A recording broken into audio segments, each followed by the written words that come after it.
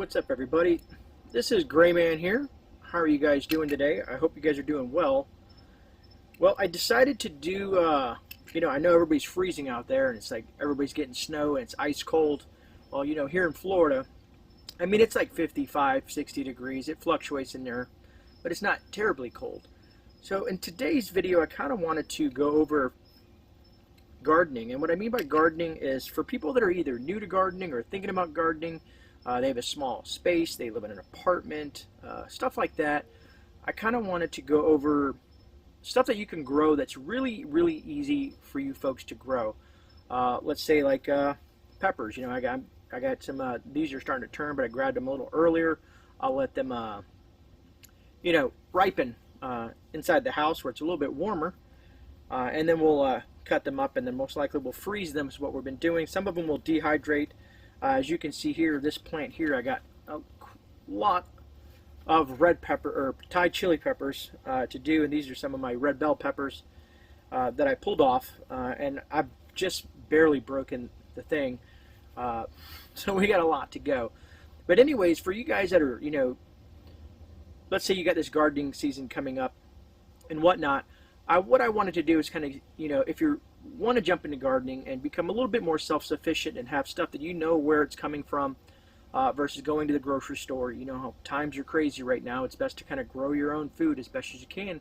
And the best thing is to learn now. This is basically my first year gardening, and I wanted to show you guys some of the vegetables that are really easy to grow and some points and tips on that.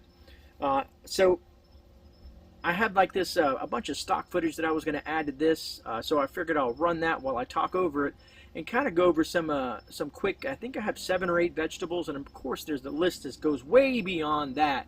But these are some of the ones that I have found that are really easy for me to grow this year and have, I guess, less maintenance and whatnot. It depends on, I guess, where you live at. But these are going to be some tips and tricks, I guess you want to say. Gardening 101. I don't know. I'm not a proficient what's the word? I don't know. I'm not some pro gardener or whatnot like that. So you're learning from someone who's learned himself this year, and these are just some tips from my experiences. And kind of to get you started, you can kind of go with like, find a location where you want to do this garden. If it's on your patio, in your backyard, if you want to use grow bags, if you want to use, raised beds, so on and so forth. Figure out a watering system.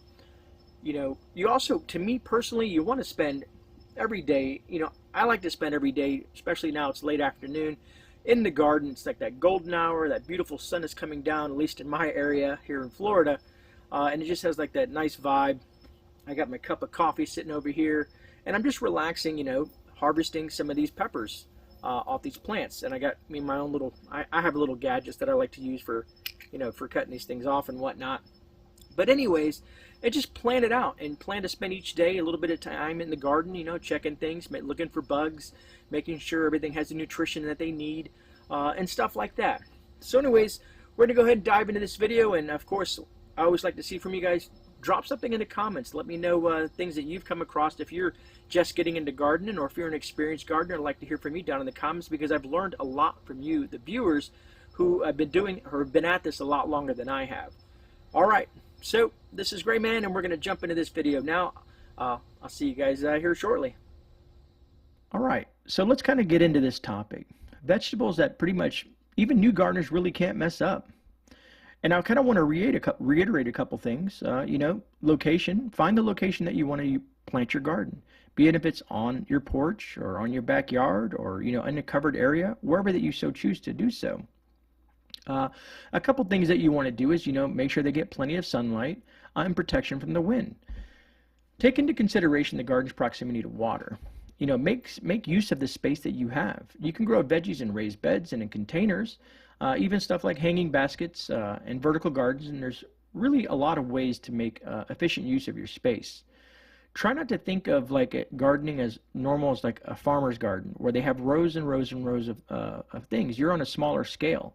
It's not like you're going to be using heavy equipment or anything like that. Home gardeners really don't need them. Find creative ways to combine plants underneath and in between other large plants. It's just that simple, at least from my perspective. Let's kind of start with lettuce. Lettuce prefers sun or partial shade and well-drained soil. It is ready to harvest when the heads appear fully grown. Harvesting is relatively easy. You just snip off the leaves as you need them. To keep your supply of fresh lettuce going, plant a few small crops at a time.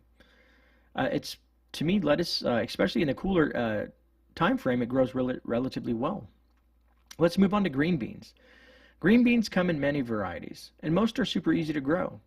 If you choose a pole bean variety, be sure to include trellises for them to wind around, kind of intertwine in between as they mature. Bush varieties grow along the ground and require less space than pole beans. Bush beans also usually don't have strings, so that's always a plus. Anyways, moving on to cucumbers. Cucumbers are perfect for your homegrown salads, as well as preserving for later use as pickles. And me personally, I love pickles, but that's me. Like beans, cucumbers come in bush varieties and vining plants that run along the ground and on trellises as well.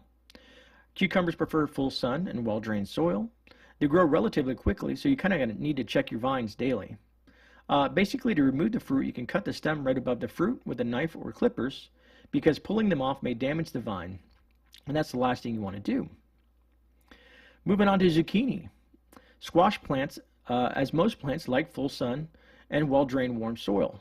Now there's, of course, exceptions to every rule, but you kind of get where I'm going with that. They're also a vining plant, so you can allow them as well to run on the ground, or if you have a trellis set up, you can do that as well. Some squash varieties don't do well. Some squash varieties that do well in containers include bush acorn, black magic zucchini, and bush crookneck, just to name a few.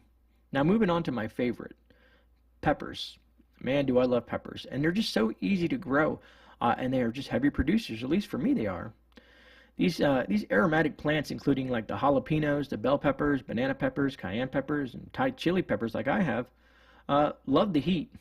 So if you wait till, and this is for you folks up north, if you wait till after the threat of frost has passed to plant, they will reward you with a quick growth. Pepper plants prefer direct sunlight as well, and you also want to keep the soil well drained. Be careful to give them plenty of water, and keep them away from weeds that can siphon off the moisture supply. That's if you don't have them in, let's say, a container or an area specific to where you're growing these things at, because weeds can be a nuisance.